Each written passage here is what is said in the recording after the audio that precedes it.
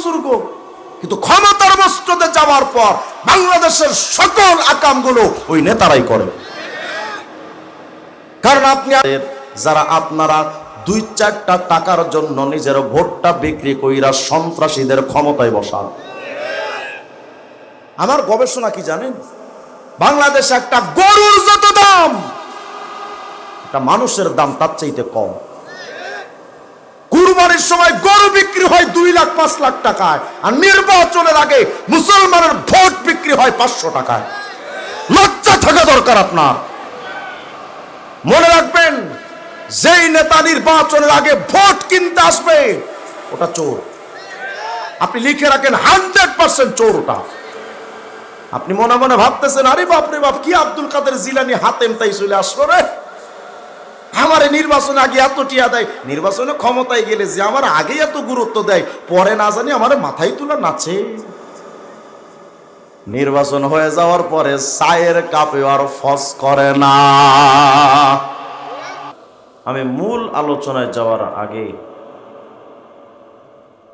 একটা সেন্সিটিভ কথা আপনাদের সামনে শেয়ার করতে চাই। খুব নাজুক কথা, দকিক কথা। বর্তমান বিশ্বে তো 800 কোটি মানুষ আছে, এর মধ্যে 250 কোটি হলো মুসলমান। আর আমাদের বাংলাদেশে 18 কোটি জনগণের ভেতরে 16 কোটি মুসলমান আর বাকি 2 কোটি অমুসলিম। এই যে 16 কোটি মুসলমান, আমাদের ন্যাশনাল আইডি কার্ড বা আমাদের জাতীয় পরিচয় পত্রের মধ্যে আমাদের নামের শুরুতে লেখা পাশে থাকে যে জাতীয়ভাবে আমরা মুসলিম। বাংলাদেশের সরকার আমাদের স্বীকৃতি দিয়েছে আমরা যারা মুসলিম, কিন্তু নামে মুসলমান তো বাংলাদেশে অভাব নাই, কিন্তু হেদায়েত প্রাপ্ত মুসলমানের বড্ড অভাব। হেদায়েত প্রাপ্ত মুসলমান খুঁজলে 1 কোটিও পাওয়া যাবে না, ঠিক না? যদি বলেন কেন? 18 কোটি মানুষ যেই বাংলাদেশে মুসলমান, সেই দেশের রাষ্ট্রীয় ক্ষমতায় তো ইসলাম থাকার কথা, কিন্তু সেই দেশের রাষ্ট্রীয় ক্ষমতায় কারা? কখনো বা গরুর মুখ খায় ইন্ডিয়ার মোদির চামচা, আর কখনো লাল কুত্তার আমেরিকার দালাল। এর বেশি আমাদের কপালে কিচ্ছু জোটে নাই। 72-এ যে সংবিধান তৈরি হলো, এই সংবিধানে জায়গা পেল গণতন্ত্র, বেঈমানদের বানানো, সমাজতন্ত্র, বেঈমানদের বানানো, জাতীয়তাবাদ, বেঈমানদের বানানো, ধর্মনিরপেক্ষ মতবাদ, এটাও বেঈমানদের বানানো। দেশটা হলো মুসলমানদের দ্বিতীয় বৃহত্তম মুসলিম রাষ্ট্র। সেই দেশে আমাদের সংবিধানে ইসলামতন্ত্র জায়গা পেল না, জায়গা পেল লেনিন, কালমার্ক্স, মাও সেতুং, আব্রাহাম লিঙ্কনদের গণতন্ত্র, সমাজতন্ত্র, জাতীয়তাবাদ আর ধর্মনিরপেক্ষ মতবাদ। এভাবেই 54টা বৎসর চলে গেছে। মুসলমানরা কেউ গণতন্ত্রের দিকে দৌড়াচ্ছে, কেউ জাতীয়তাবাদের দিকে দৌড়ায়, কেউ ধর্মনিরপেক্ষতা মতবাদের দিকে দৌড়ায়, কিন্তু এই মুসলমানদের কণ্ঠ থেকে আওয়াজ আসে না যে আমি মুসলিম, আমি ইসলামতন্ত্র ছাড়া গণতন্ত্র আমার আদর্শ হতে পারে না, সমাজতন্ত্র আমার আদর্শ হতে পারে না, রাজতন্ত্র, প্রজাতন্ত্র, সাম্যবাদ, পুঁজিবাদ, জাতীয়তাবাদ, বস্তুবাদ, ধর্মনিরপেক্ষ মতবাদ, কোন তন্ত্র আমার আদর্শ হতে পারে না। আমার মানার একটাই মন্ত্র হতে পারে, সেটা হলো ইসলামতন্ত্র। কিন্তু মুসলমানরা এটা বলে না। মুসলমানরা ফজরের নামাজ পড়ে তসবিহ টিপতে টিপতে গিয়া ভোট দেয় তারে, ক্ষমতার মস্তদে গিয়া মদের আইন বৈধ করে। যে কথা বলেন, মুসলমান সকালে তসবিহ টিপতে টিপতে ভোট দেয় তারে, বাংলাদেশের পতিতালয়কে বৈধতা দেয় যারা। ফলশ্রুতিতে ক্ষমতার মস্তদে এসে তারা দিদারসে ইসলামের বিরুদ্ধে আইন পাশ করে যায়। আমাদের বাংলাদেশে আমাদের মুসলিমদের কারণে যে অপরাধগুলো আমরা করেছি, এর ফল কি হয়েছে? আমাদের এই বাংলাদেশে 90% মুসলমান আমরা, অথচ এই সংখ্যাগরিষ্ঠ মুসলমানদের বাংলাদেশে ইসলাম ধর্মটা জাতীয়ভাবে সংখ্যালঘুর পর্যায়ে আছে। মানে কি, এই বাংলাদেশে হিন্দুদের ধর্মের যে দাম আছে রাষ্ট্রীয়ভাবে ইসলাম ধর্মের সেই দাম নাই। মানেন না? মনে হয় মানলে কথা কন না কেন? বলেন না ঠিক না? আরো জোরে কর, আওয়াজ দিতে হবে। আমি তো কবর জিয়ারত করতে আসি। একটু বিবেকটাকে জাগ্রত করেন। আপনি তো মুসলিম। ওয়েস্টার্ন কালচার, পাশ্চাত্য সভ্যতা মুসলমানের আদর্শ হবে না।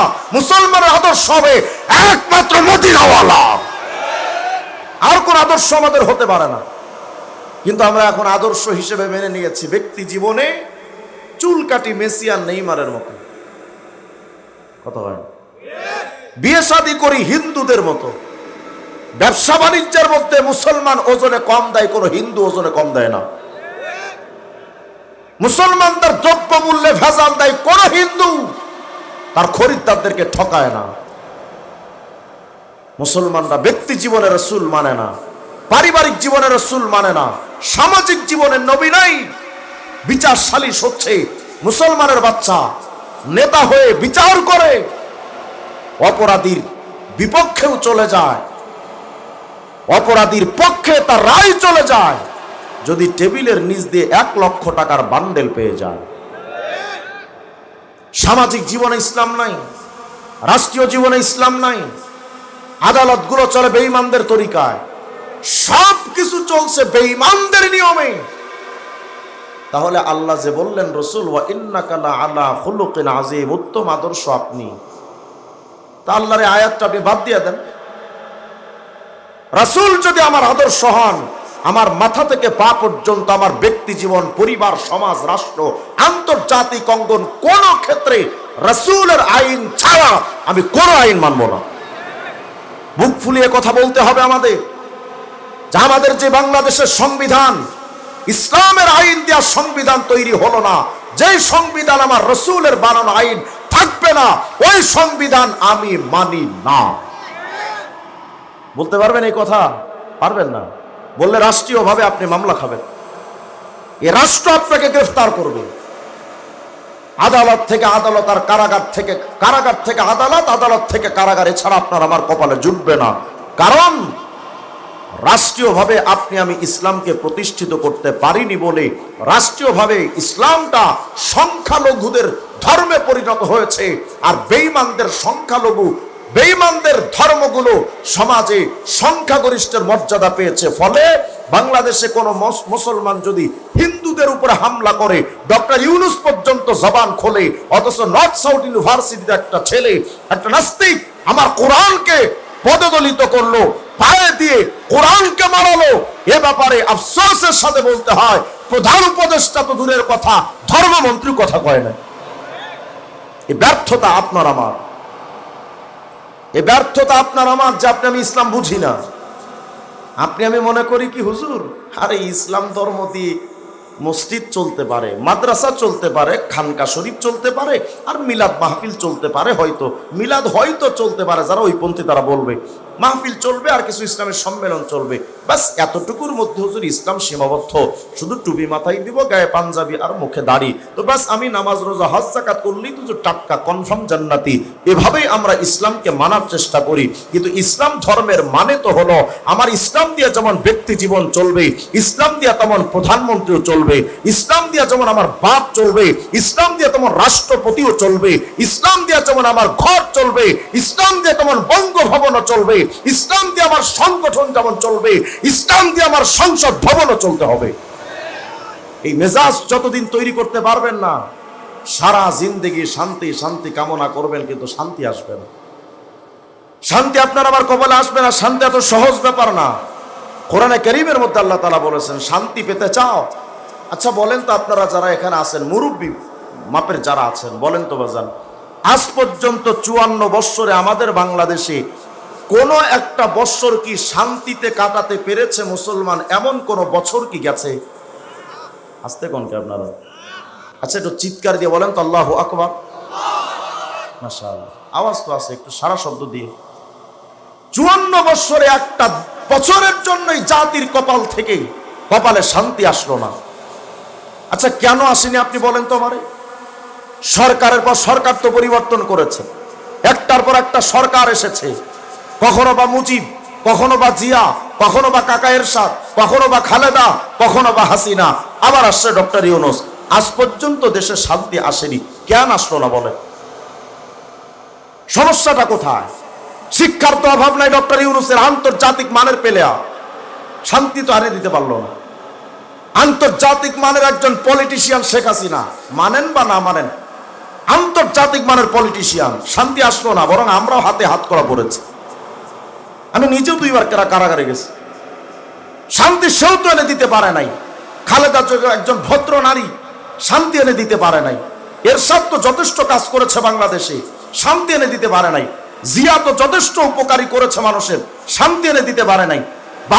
56,000 বর্গ মাইলের স্বাধীনতার স্থপতি তো ছিল বঙ্গবন্ধু, শান্তি এনে দিতে পারে নাই। তাহলে শান্তিটা আসলো না কেন? এই কল্পনা কি কখনো করেছি আপনি আমি? কেন শান্তি আসছে না? এখনো পর্যন্ত থানায় গেলে থানায় গেলে ঘুষ ছাড়া মামলাও নিতে চায় না। কথা বলে, আরে ভাই ভয় তো আপনাদের নাই, গ্রেফতার হলে তো আমি হব, আপনারা একটু সারা শব্দ দিয়ে। থানায় গেলে টাকা ছাড়া আপনার নামে একটা অভিযোগও লিখতে চায় না। কোন ধর্ষিতা থানায় গিয়ে সুষ্ঠু কোনো সমাধান আজ পর্যন্ত পাচ্ছে না। আদালতে গেলে টেবিলের পর টেবিল শুধু টাকার খেলা, সর্বক্ষেত্রে শুধু টাকাই চলে। শান্তি মুসলমানের কপালে আসলো না, কেন আসলো না বলে?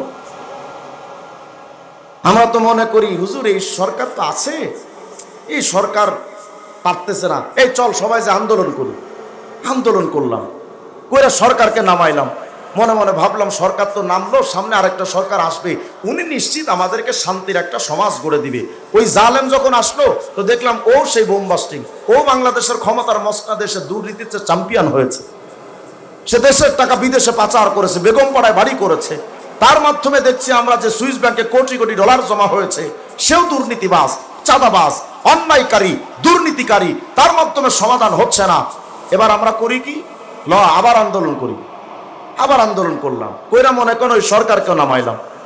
এভাবে করে আমরা 54 বছর শুধু আন্দোলন করেছি, আর একটার পর একটা স্বৈরাচারের আবির্ভাব হয়েছে।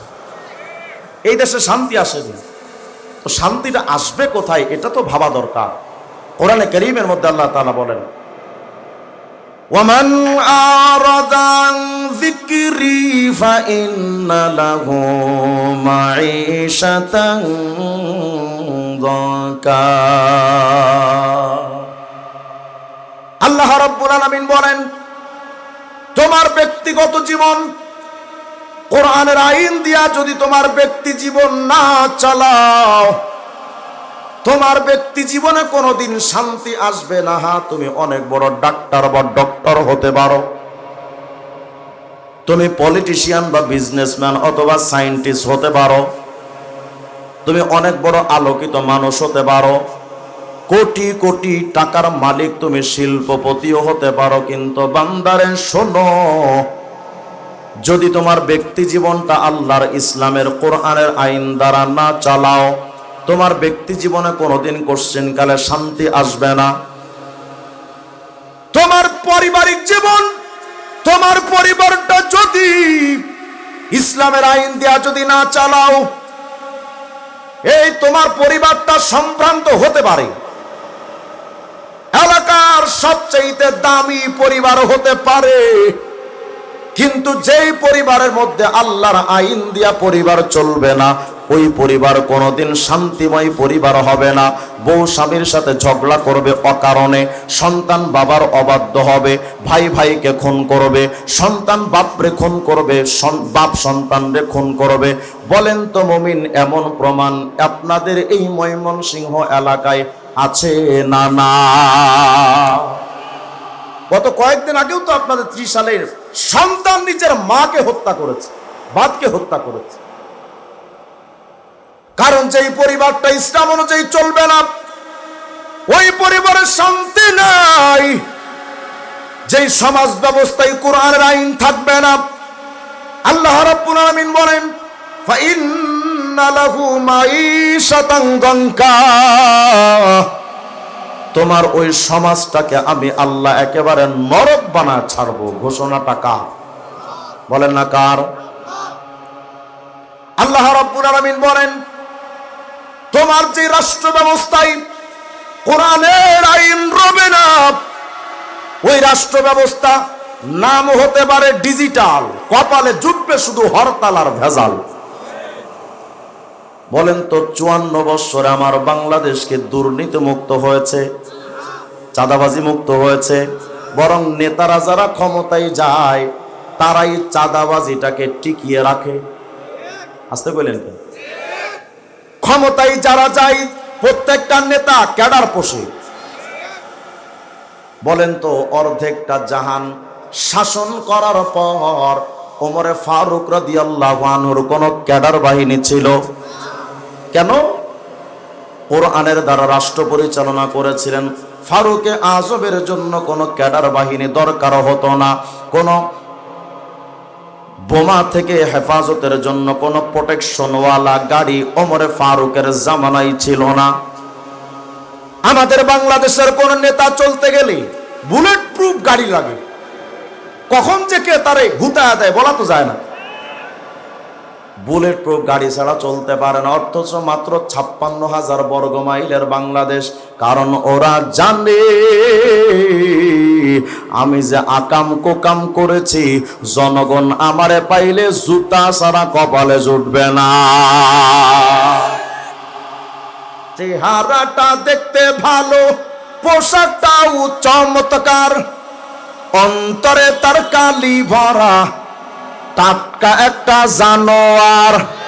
পালাক কত বড় বুজুর্গ, কিন্তু ক্ষমতার মস্তদে যাওয়ার পর বাংলাদেশের সকল আকামগুলো ওই নেতারাই করে। কারণ আপনি যারা আপনারা 2-4টা টাকার জন্য নিজের ভোটটা বিক্রি কইরা সন্ত্রাসীদের ক্ষমতায় বসান। আমার গবেষণা কি জানেন? বাংলাদেশে একটা গরুর যত দাম, একটা মানুষের দাম তার চাইতে কম। কুরবানির সময় গরু বিক্রি হয় 2 লাখ 5 লাখ টাকায়, আর নির্বাচনের আগে মুসলমানের ভোট বিক্রি হয় 500 টাকায়। লজ্জা থাকা দরকার আপনার। মনে রাখবেন, যেই নেতা নির্বাচনের আগে ভোট কিনতে আসবে ওটা চোর। আপনি লিখে রাখেন 100% চোর ওটা। আপনি মনে মনে ভাবতেছেন, আরে বাপ রে বাপ, কি আব্দুল কাদের জিলানী হাতেম তাই চলে আসলো রে, আমার নির্বাচনে আগে এত টিয়া দেয়, নির্বাচনে ক্ষমতায় গেলে যে আমার আগে এত গুরুত্ব দেয়, পরে না জানি আমার মাথায় তুলে নাচে। নির্বাচন হয়ে যাওয়ার পরে চায়ের কাপে আর ফস করে না। নির্বাচনে আগে আপনার কাছে আসবি, লন চাচা 5,000। আরে বাপরে বাপ, ভাতিজা তুই তো আব্দুল কাদের জিলানী হাতেম তো হয়ে গেছিস, 5,000 টাকা দিলি আমারে। নেতাই মনে মনে কয়, চাচা কি মনে মনে ভাবেন, এটা কি আমি আপনারা দান করলাম নাকি? না রে চাচা না, এটা দান নয়, এটা আমি সুদে লাগাইলাম। কত ভাই? চাচা মনে মনে কয়, কি রে তুই কি কস? কয়, হ্যাঁ চাচা আসলে সুদে লাগাইলাম। কেমনে? কয়, চাচা বুঝেন না, মুখে মিষ্টি অন্তরে বিষ, তার নাম পলিটিক্স। আজকে দিয়া গেলাম 5,000, ভোটটা দিবেন তো আমার। ক্ষমতায় যাবো এবার, ক্ষমতায় গিয়া পাবো তো এমন একটা চেয়ার। ও চাচা, তুমি তো নিরীহ মানুষ, মানুষের সাথে ঝগড়া বিবাদ করবা না, কিন্তু চাচা চায়ের দোকানে বৈশা যখন চা খাইবা, তোমার পায়ের উপরে পা রেখে কিছু পোলাপান ঝগড়া করবে, ওরা আর কেউ না, চামচা কিন্তু আমার। এরপরে ধরবে তোমার গলার কলার, আইনা আমার সামনে দিবে বিচার। ও চাচা, আজকে দিয়া গেলাম 5,000, ভোটটা দিবেন যখন আমার, ক্ষমতায় গিয়া যখন করব বিচার, তখন সুদে আসলে 5,000 নয়, সুদে আসলে টেবিলের নিচ দিয়ে আদায় করবো পাক্কা 50,000। আমার নেতার চরিত্র।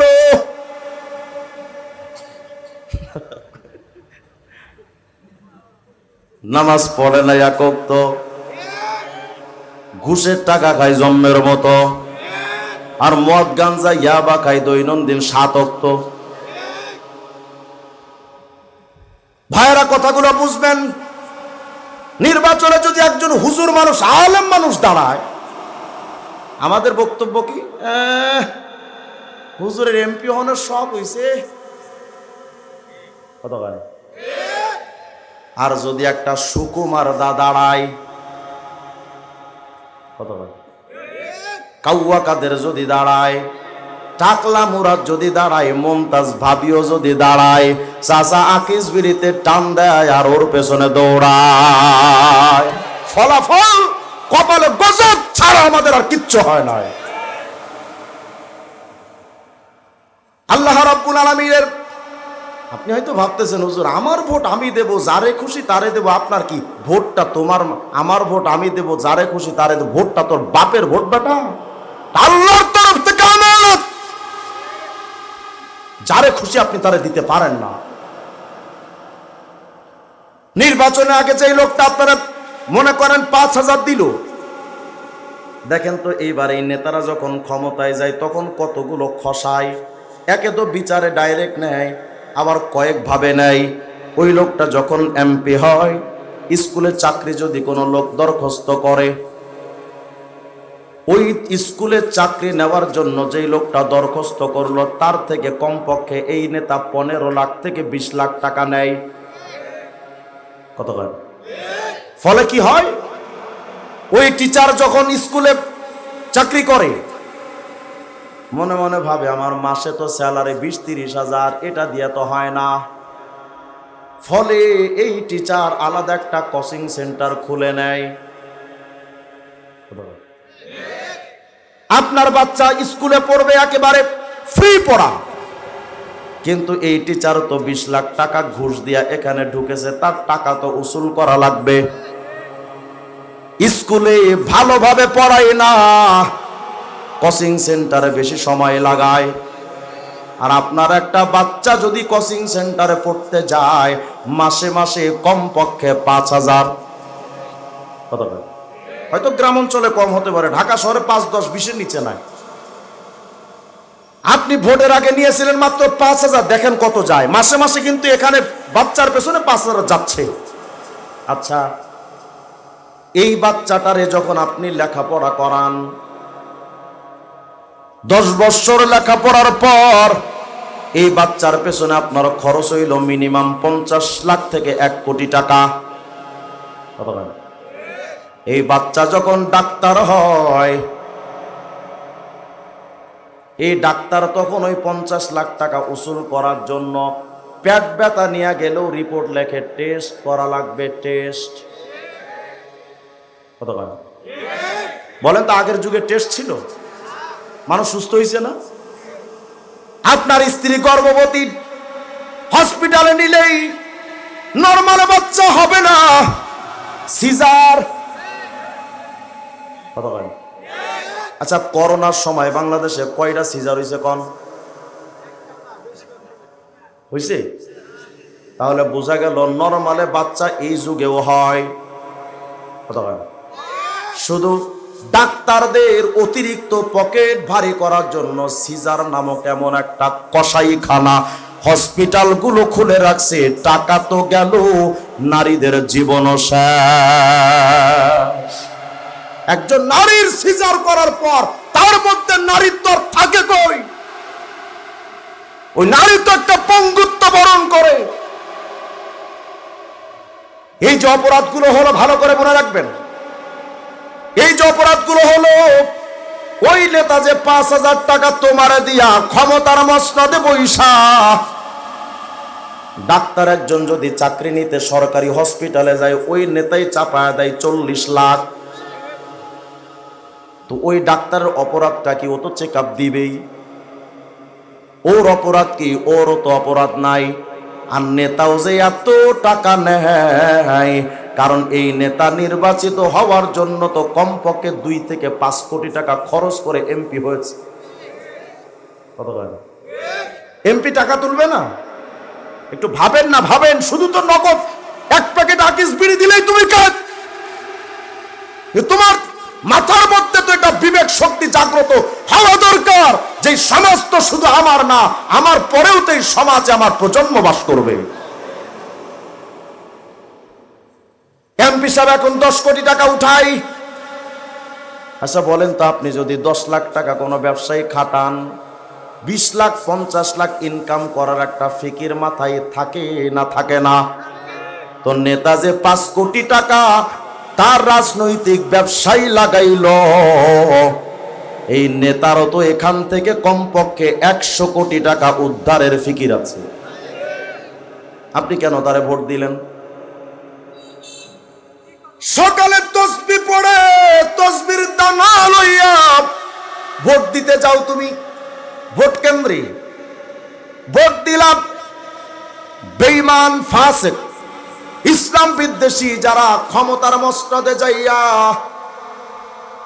সংসদ ভবনে দাঁড়ায়, যারা কোনোদিন বলবে না যে আমার সমাজটারে রাসূলের আদর্শ দ্বারা বাস্তবায়ন করো, এই কথা যারা জীবনে বলবে না, যারা বলবে আমেরিকান অমুক নিয়মটা চালু করো, চুংচাং ভুংভাং চাইনার অমুক নিয়মটা চালু করো, ইন্ডিয়ার এই আইনটা জারি করো, এভাবে করে তারা আমাদের বাংলাদেশে এখন দেখা যায়, বাংলাদেশে যারা সমকামিতাকে প্রমোট করতে চায় তাদেরকেও ক্ষমতায় আনার জন্য একটা প্রসেসিং চলে। যেই লোকটা বাংলাদেশে ইন্ডিয়াকে সাপোর্ট করে, যেই দল ইন্ডিয়া তাদেরকে সাপোর্ট দেয়, যেই দলটা আমেরিকারে সাপোর্ট দেয় আমেরিকা ওই দলকে সাপোর্ট দেয়।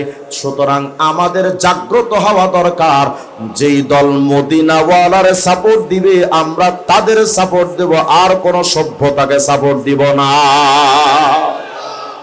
ফলাফল কি হতো? একজন রিকশাওয়ালা দিনমজুর কুলি বিচার নিয়ে যদি আদালতে যেত, বিচারক আল্লাহর দিকে তাকায়া ওই অসহায় মানুষের ফ্রি সার্ভিসে তার ন্যায্য বিচার দিত। কিন্তু হবে না। আমি মনে মনে ভাবতেছি, ব্যারিস্টার যদি লোকটা না হয়, ওরে নির্বাচিত করা যায়, কি হবে তোমার ব্যারিস্টার দিয়ে? কি হবে তোমার উকিল দিয়ে? কি হবে তোমার এত উচ্চ শিক্ষিত দিয়ে? তোমার জন্য তো দরকার একজন আমানতদার নেতা, কত কয় একজন আল্লাহ ভীরু নেতা। ক্ষমতার মস্তদে যদি ইসলাম যেত কি হতো একটু ভাবেন। হযরত ওমর ফারুক রাদিয়াল্লাহু আনহুর জামানা, রাতের গভীর ওমর একলা একলা ওমরে ফারুক খালি পায়ে হাঁটতেন, শুধু খুঁজতেন কোন এলাকার মানুষগুলো না খেয়ে আছে। ওমরে ফারুকের বক্তব্য ছিল, আমার সময়কালে যদি নদীর তীরে কোন কুকুর যদি না খাইয়া মারা যায়, আমি ওমর তো কিয়ামতে জবাব দিতে হবে। সুবহানাল্লাহ। আতঙ্গ নেতারা কেমন? সরকারের জন্য বিধবাদের জন্য যে বাজেট দেয় নেতারা ওইটাও চুরি করে খায়। সালিশ বিচার রাগ করতেছেন মনে হয় না? হুজুর আপনি রাজনৈতিক ওয়াজ করেন কেন? মানে এরা বোঝাতে চাই হুজুর রাজনীতি তো আমাদের আকাম কুকামের জায়গা, আপনারা হুজুররা এই ক্ষেত্রে নাক গলাবেন না। ওরাও বুঝাইতে চাই যে আমরা ভালো ওরা খারাপ। বলেন তো, ইসলামে তো রাজনীতি নাই, সমাজনীতি নাই। আল্লাহ রাসূল নিজে তো রাষ্ট্রপতি ছিলেন, সিদ্দিক আকবর রাষ্ট্রপতি ছিলেন, ওমর ফারুক রাষ্ট্রপতি ছিলেন। এখন এই কুলাঙ্গাররা কয় মোল্লারা কি পারে। তো মোল্লারা কি পারে তুই তাকা দেখ না। তোর বাপ মোল্লা গুরাপ্পার স্থানে এমন একটা রাষ্ট্র গঠন করেছে তো 14 পুরুষ সেটা পারে নাই। এটা মোল্লাদের তন্ত্র, এটা তোমাদের তন্ত্র না। আল্লাহর জমিনে আইন চলবে কার? আমেরিকার। তোমার ঘরে যদি অন্য কার আইন চলে তুমি কি মানবা? তোমার দোকান যদি অন্য কেউ চালাইতে চায় আমরা কেউ তো মানব না। যদি না মানি, আমার অধীনস্থ জিনিস এর ক্ষেত্রে আমার আইন চলে, অন্য কারো আইন মানি না, বিষয়টা যদি এমনই হয় তাহলে আল্লাহর জমিনে আল্লাহর আইন ছাড়া আর কারো আইন চলতে পারে না। যখন চালাবেন খোদার গজব পড়বে, 100% গজব। এই ডক্টর ইউনূস ছাতা মাতা দিয়ে কাজ হবে না। এমন ইউনুসরে যদি কোটি কোটি ইউনুস আনেন, এই দেশ সংস্কার হবে না। দেশকে যদি সংস্কার করতে হয়, প্রত্যেকটা সেক্টরে মুহাম্মদের আদর্শ বাস্তবায়ন দরকার। শুধু মাহফিলে ঠিক ঠিক বললে হবে না, বাস্তব জীবন এটা ফিট করেন, বাস্তব জীবনে ফিট করেন। আমি আপনাদের ঠিক চাওয়ার কাঙ্গাল না যে আপনারা ঠিক কইবেন আর আমি বড় বক্তা হয়ে চলে যাও, দরকার না আপনাদের দাওয়াত দেওয়ার আমার, কিন্তু বিবেকটাকে জাগ্রত করেন। আল্লাহর কাছে তো জবাব দিতে হবে নাকি বলেন? কিয়ামতে বিরাট বড় হাজী সাহেব গিয়া দেখবে যে তার নামে 1 লক্ষ ধর্ষণের মামলা। হাজী সাহেব কইবা, আল্লাহ আমি যে বুড়া মানুষ, হাঁটতেও পারি না, আমি ওই কাম করলাম কেমনে? হাজী সাহেব দাঁড়া দেখবে 5 কোটি জনগণের মদ খাওয়ার মামলা। হাজী সাহেব কইবা, আল্লাহ মদ আল্লাহর কিরা জীবনের চোখেই দেখি নাই। হাজী সাহেব গিয়া দেখবে যে 19 লক্ষ কোটি টাকা দুর্নীতির মামলা। আল্লাহ আমি নিজেই ফইন নিয়েছিলাম, এত টাকা মারলাম কই? আল্লাহ বলবেন, হাজী রে, ওই যে তোমার একটা ভোট পাইয়া দুর্নীতিবাজরা ক্ষমতায় গেল, ওরা ক্ষমতার মসনদে গিয়া বলল মদের আইন বৈধ, পতিতালাই বৈধ, সুদের আইন বৈধ। এরে হাজী, তোমার ভোটে যত মানুষ যত অপরাধ করেছে তাদের আইন জারির কারণে আজকে তুমি হাজী হইয়া সকল অপরাধ তোমার মাথায় নিয়ে লও। আল্লাহর কসম, তোমার কোন নেতা ওই দিন তোমার ধারে কাছেও আসবে না, কোন নেতা আসবে না। ভাবতেছেন আমার ভোট আমি যারে দেব, আমার আপনাদের কি? আল্লাহর কাছে তো একটা আদালত আছে। কথা বলেন, বাংলাদেশে এখন সুদের আইন বৈধ হয়ে গেছে। কথা বলেন, হয় নাই? সুদের আইন বৈধ, চুরি ডাকাতি অনেক ক্ষেত্রে গোপনীয়ভাবে বৈধ, দুর্নীতিটা গোপনীয়ভাবে বৈধ। যারা দুর্নীতি দমন কমিশন গঠন করে তারাই নিজেরাই দুর্নীতি করে। আছে না নাই? আমাদের বাংলাদেশে গত কয়েকদিন আগে মাগুরাতে এক বাচ্চা শিশু আসিয়া ধর্ষণের শিকার হলো। শোনেন নাই? আসিয়া ধর্ষণের শিকার হলো দুলাভাইয়ের মাধ্যমে। আসিয়া তো মারা গিয়া তার লাশটা কবরে শায়িত হয়ে তার লাশটা মাটির সাথে মিশে গেল। আজও পর্যন্ত আমার বাংলাদেশে আসিয়ার বিচার হয় নাই। তার ধর্ষকরা আজও পর্যন্ত কারাগার থেকে কারাগারে এখনো পর্যন্ত নিরাপত্তার সাথে আছে। ইসলামের আইন যদি থাকতো, আসিয়া কবরে যাওয়ার আগে পল্টন বা মুক্তাঙ্গনে জনগণের সামনে তার ধর্ষকদেরকে জীবন্ত মৃত্যুদণ্ড দেওয়া হতো, জাতির সামনে বিচার হতো। আর কোন ধর্ষক এটা কল্পনা আনতে পারতো না। বিচারের ক্ষেত্রে দেখা যায়, একটা উদাহরণ দেই, ছোট্ট একটা গল্প কই, রাগ হইতেছেন না তো? আমি আজকে আলোচনার জন্য আয়াত পড়ছিলাম একটা, কিন্তু গেছে আর একদিকে। যাক, যেদিকে যায়, যা আছে কপালে। বিসমিল্লাহ আলা মিল্লাতি রাসূলিল্লাহ। মনে করেন আপনাদের এলাকার একটা লোক জীবনে অতিষ্ঠ হয়ে গেছে বউয়ের দেওয়া প্যারায়। ও মনে মনে ভাবতেছে এত প্যারা আর নিয়া পারা যায় না, এর চাইতে মইরা যাওয়াই ভালো। মরার জন্য বেচারা অনেক চেষ্টা করছে, কিভাবে মরা যায়। দোকান থেকে বিষের বোতল কিনছে একটা, ঘরে এসে পুরা বোতল মাইরা দিছে। মরে না, শুধু গুমরাই। হসপিটালে নেওয়ার পর অস্টস করার পরে ডাক্তার জিগায় কি খাইছিলি? কয় অমুক বিষ। কই এমন বিষ যদি 20 বোতলও খাবি তো তবুও কোনো সমস্যা নাই। কেন স্যার? কয় বিষে ভেজাল, কারণ এটা বাঙালি বিষ, এটা 1 নম্বর না। বেচারা মনে মনে ভাবছে যে এভাবে তো মরা যাবে না, কি করা? গলায় দড়ি দিমু। ঘরের ফ্যানের সাথে দড়ি টানায়া গলায় লাগায় যখন ঝুলে পড়ছে, হুট করে রশি ছিঁড়ে পড়ে গেছে খাটে।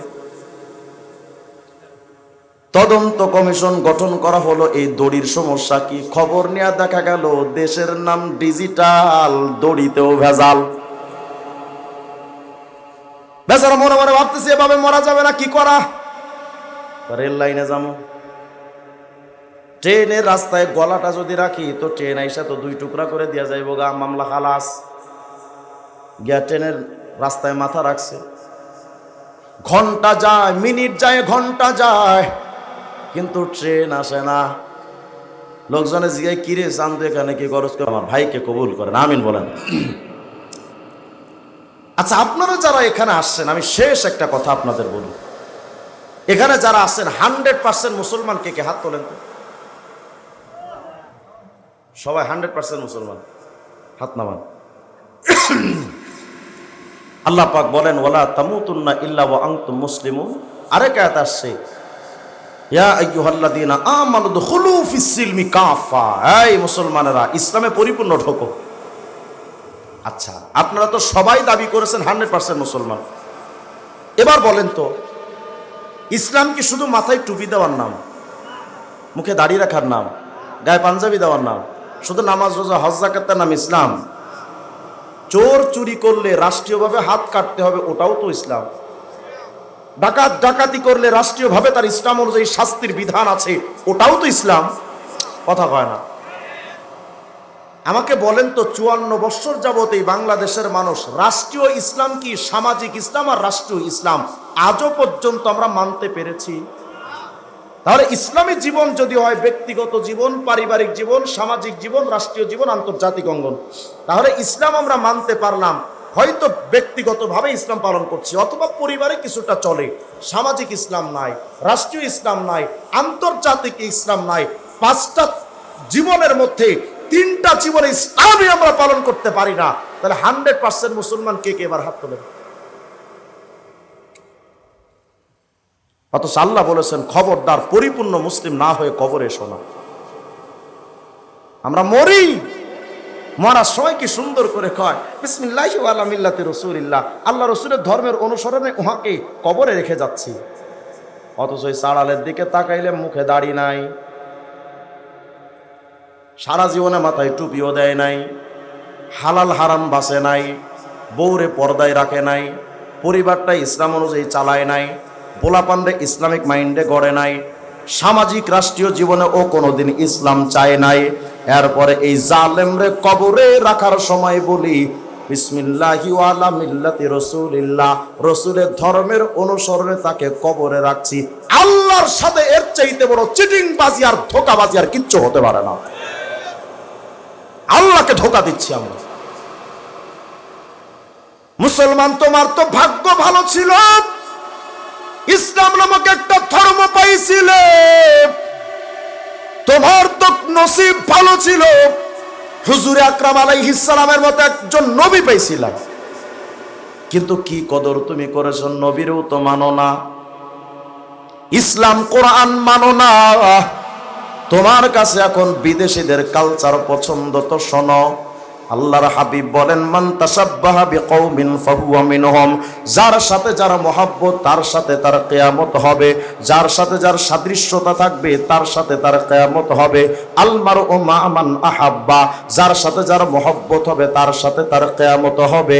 তুমি মহব্বত যদি মেসি আর নেইমারের করো, তার মতো চুল কাটো, তারে মহব্বত করে প্রস্তুতি নাও, মেসি আর নেইমারের সাথে তোমার হাসর হবে। তুমি যদি আমেরিকার কালচারটা নিজের মধ্যে ধারণ করো, ওদের সাথেই তোমার হাসর হবে। নিজের মুখের দাড়ি রাখছো বেঈমানদের মতো, তাদের সাথেই তোমার হাসর হবে। আমাদের বাংলাদেশের মুফতি ফয়জুল্লাহ রহমাতুল্লাহ আলাইহি লিখেছেন, হাকিমুল উম্মত মুজাদ্দিদে মিল্লাত শাহ আশরাফ আলী থানভী রহমাতুল্লাহ আলাইহি একটা ঘটনা লিখেছেন। ছোট্ট একটা ঘটনা বলে শেষ করে দেব। হজের মৌসুম চলতেছে, হাজী সাহেবরা হজে মক্কার অদূরে জান্নাতুল মুআল্লা নামক কবরস্থান, এই কবরস্থানে মক্কার এটা হলো জাতীয় কবরস্থান, যেখানে মক্কার অধিবাসীদেরকে সাধারণত কবর দেওয়া হয়, বাহিরের মেহমানদেরকে ওখানে কবর দেওয়া হয়। কিন্তু জায়গাটা তো ছোট, মানুষের সংখ্যা বেশি। যেমন আমাদের ঢাকা শহরে আজিমপুর কবরস্থান প্রতিদিন মিনিমাম গড় হারে 30টা করে লাশ প্রতিদিন ঢোকে, কিন্তু জায়গা তো ছোট। প্রতিদিন যদি 30টা লাশ ঢোকে তো এইখানে জায়গা কবর দিবে কই? এই জন্য দেখা যায় একই কবরে বারংবার লাশ দেওয়া, কবর দেওয়া লাগে। জান্নাতুল মুআল্লার কবরস্থানটা তো পুরা মক্কার জাতীয় কবরস্থান। এই কবরস্থানের জায়গা কম, কিন্তু মানুষের সংখ্যা তো বেশি। নিয়ম অনুযায়ী প্রতি 6 মাস পর পর একই কবরে আরেকটা লাশ দাফন করা লাগে। উপায় তো নাই। কিছুদিন আগে এক কবরে মক্কার একজন শেখের কবর দেওয়া ছিল, মক্কার বাসিন্দা। ওই কবর খুলে ওখানে আরেকটা লাশ কবর দেওয়ার জন্য লোকজন তার কবরটা খনন করেছে, কিন্তু আফসোস কবরের মধ্যে চেয়ে দেখে মক্কার সে বুজুর্গের লাশ নাই, বিদেশি একটা নারীর লাশ, যার চেহারার দিকে তাকাইলে মক্কার বাসিন্দাদের চেহারার সাথে মেলে না। অঞ্চল ভিত্তিক চেহারার একটা কাটিং আছে না, মেলে না। হজের মৌসুমে হাজী সাহেবদের মধ্যে খবরটা ছড়িয়ে গেল। এক এক করে হাজী আসি, লাশ দেখে কেউ তো চিনে না। হঠাৎ এক হাজী এসে লাশটার দিকে তাকায় কিংকর্তব্য বিমূঢ় হয়ে গিয়া বলে, আরে আমি তো এই লাশটারে চিনি। কেমনে চেনো? ওই এই মেয়েটার বাড়ি তো মক্কাই না, এই মেয়েটার বাড়ি তো সুদূর ফ্রান্সে। ওইখানকার লাশ এখানে কেমনে এলো? হিসাব কিতাব মেলে না, কিভাবে হলো এটা? লোকজন জিগায়, তুমি কি জানো এই মেয়েটার ব্যাপারে একটু বলো। বলে, আমি এই মেয়ের বাপের বাড়িতে এক সময় প্রবাসী হয়ে কাজ করতাম। আমাদের বাংলাদেশের মানুষ যেমন মালয়েশিয়ায়, সিঙ্গাপুর, বিভিন্ন দেশে যায়, প্রবাসী হয়ে কাজ করে। ওই হাজী বলে, আমি এক সময় এই মেয়েটার বাপের বাড়িতে কাজ করতাম। মেয়ের বাপ খ্রিস্টান। বছর 2-1 যাওয়ার পর এই মেয়েটা আমার চাল চলন, আমার কথাবার্তা, আমার আচরণ, আমার আখলাক দেখে, আমার আদর্শ দেখে একদিন এই মেয়েটা আমাকে ডাইকা বলতেছিল, এই ভাই, দীর্ঘদিন তো তুমি আমাদের বাড়িতে চাকরি করো, কিন্তু তোমার ধর্মীয় অবস্থান সম্পর্কে তো আমার জানা নাই। তুমি আমাকে একটু বলো তো দেখি, কোন ধর্মের অনুসারী তুমি? 2-3টা বছর দেখতেছি এত সুন্দর চরিত্রের মানুষ তুমি। আমার এই নজরে, পুরা ফ্রান্সের ভেতরে এমন কোন মানুষ আমার নজরে কোনোদিন পড়ে নাই। কে রে? কোন ধর্মের মানুষ তুমি? আর কোন প্রফেটের তুমি মোহাব্বত করো, তার অনুসরণ করো, বলো তো শুনি। মেয়েটা ডাক দিয়া কয়, জানেন আমি ইসলাম ধর্মের মানুষ, আর আমার নবী, আমার আদর্শের মহাপ্রতীক হলেন মুহাম্মাদুর রাসূলুল্লাহ সাল্লাল্লাহু আলাইহি ওয়াসাল্লাম। তিনি আমার আদর্শ। মেয়েটা ডেকে বলেন, তুমি আমার একটু বলো তো শুনি, তোমার নবীর চরিত্র কি তোমার মতো, নাকি তোমার চাইতে আরো নিম্নের? লোকটা তখন ডাইকা বলে, আল্লাহর বান্দি, কি প্রশ্ন তুমি করো? কোন নবীর চরিত্রের সাথে আমার চরিত্র তুমি মিলাও?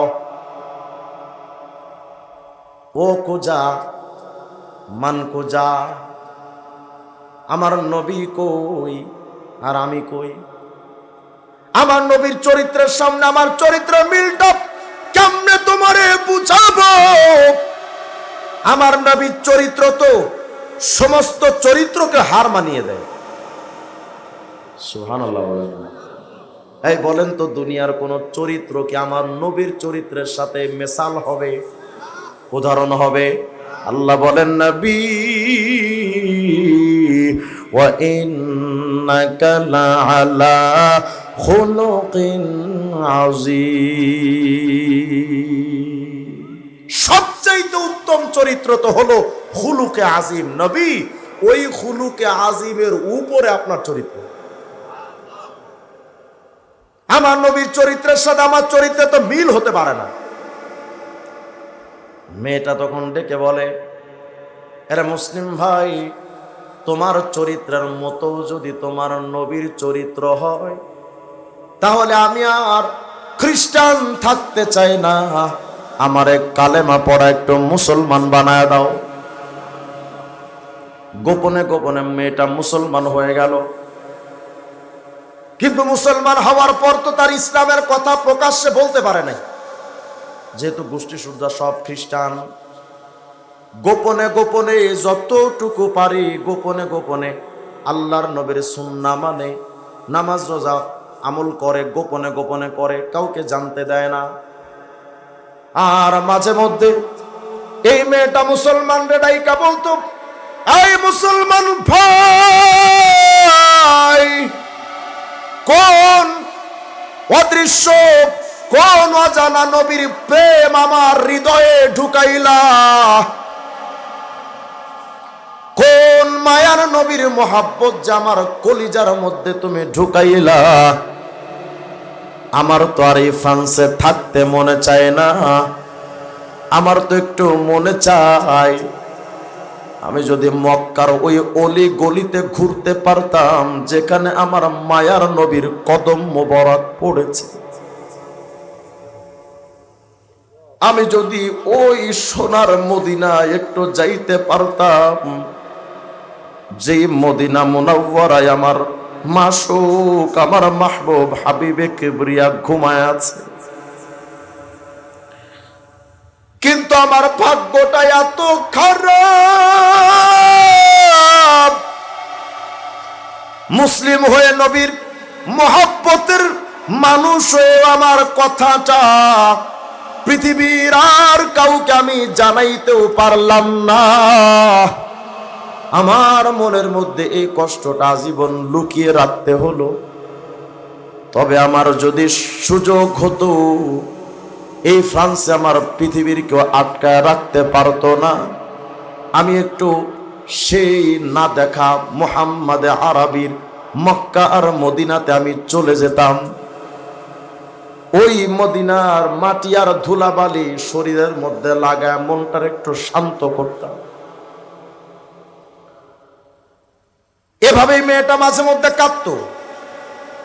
আল্লাহর কি ফয়সালা, অনেক সময় আল্লাহ পাকের নিয়মটা এমন হয়, কোন মানুষকে যদি আল্লাহ মহব্বত করেন তারে দুনিয়ার জমিন থেকে উঠায়া নিজের কাছে উঠায় নেন।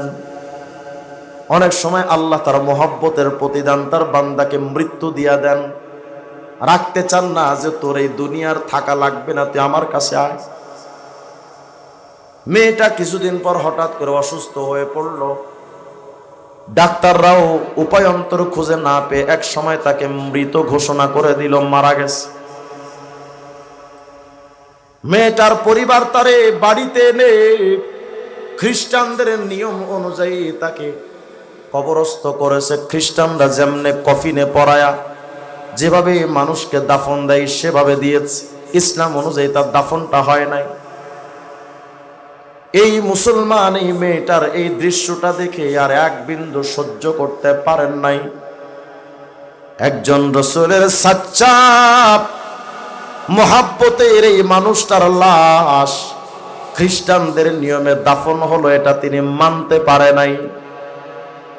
একজন সত্যিকারের মুসলিমান নারী, তার দাফন তো হওয়ার দরকার ছিল ইসলামের তরিকায়, কিন্তু মেয়েটার কপালটা এতটাই খারাপ, তার মৃত্যুর পরে ইসলাম অনুযায়ী তার জানাজাটাও হলো না, ইসলাম অনুযায়ী তার দাফনটাও হলো না। মুসলমান এটা মানতে না পেরে চাকরি ছেড়ে চলে গেছে বাড়ি।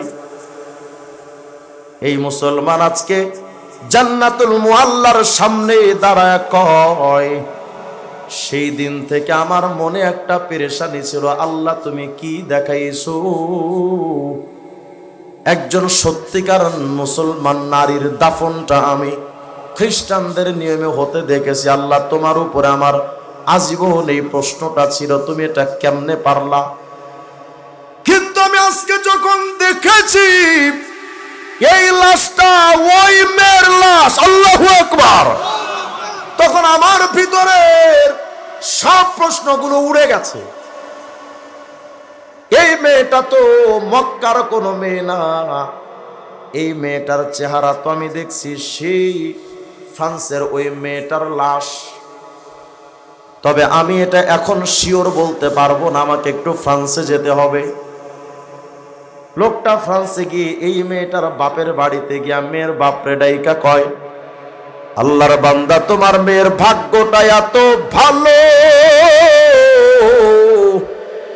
তোমার মেয়ের লাশটা আমি জান্নাতুল মুআল্লার মক্কার কবরস্থানে দেখে আসছি, তোমার মেয়ের ভাগ্যটা এত ভালো। খ্রিস্টান তো খ্রিস্টানি, চোর তার ধর্মের কাহিনী শুনে না। কই তুমি কি কও পাগল ছাগলের মতো?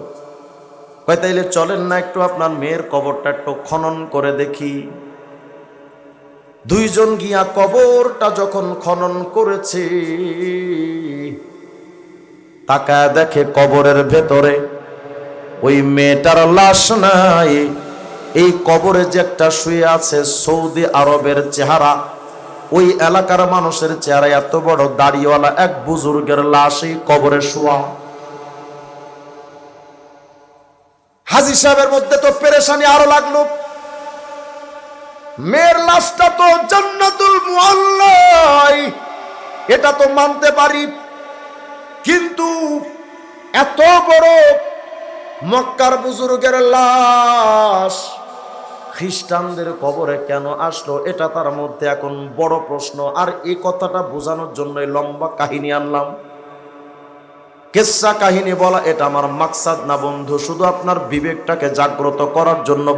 হাজী বুজুর্গের লাশ খ্রিস্টানদের কবরে দেখে ফ্রান্স থেকে আবার তিনি ফিরে মক্কায় চলে গেছেন।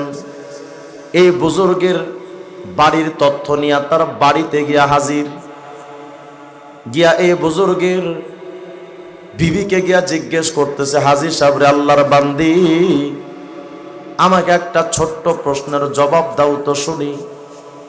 তোমার স্বামীর ব্যক্তি জীবনের আমল সম্পর্কে আমি একটু জানতে চাই, বলো তো কেমন স্বামী ছিল আমল হিসেবে?